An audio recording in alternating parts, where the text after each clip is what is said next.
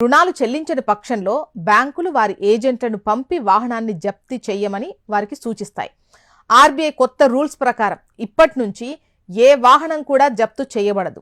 ఎవరైనా అలా చేస్తే చట్టపరమైన చర్యలు తీసుకోబడతాయి. రుణగ్రహీత తన వాహనంపై తీసుకున్నటువంటి రుణాన్ని తిరిగి ఇవ్వలేనప్పుడు బ్యాంకులు, ఆర్థిక సంస్థలు డబ్బు వసూలు చేయడానికి తమ సేకరణ ఏజెంట్స్ను పంపుతారు. ఒకవేళ మీతో వారు అమర్యాదగా ప్రవర్తిస్తే వారిపై ఫిర్యాదు చేయొచ్చు. ఎఫ్ఐఆర్ ప్రకారం వెంటనే చర్యలు తీసుకోవడంతో పాటు ₹1,00,000 జరిమానా విధిస్తారు. సాధారణంగా నెలవారీ చెల్లించాల్సినటువంటి ఈఎంఐ మొత్తాన్ని ఆలస్యంగా చెల్లించినందుకు బ్యాంకులు ఖాతాదారుల నుంచి జరిమానా వసూలు చేస్తాయి. అయితే ఆర్బీఐ కొత్త ఆదేశాల వల్ల ఇకపై బ్యాంకులు, ఫైనాన్స్ కంపెనీలు ఈఎంఐ ఆలస్యంపై జరిమానా, వడ్డీని వసూలు చేయకుండా నిరోధిస్తుంది. లోన్ డిఫాల్ట్ టైంలో వడ్డీ రేటుకు అదనపు ఛార్జీలను జోడించడాన్ని సెంట్రల్ బ్యాంక్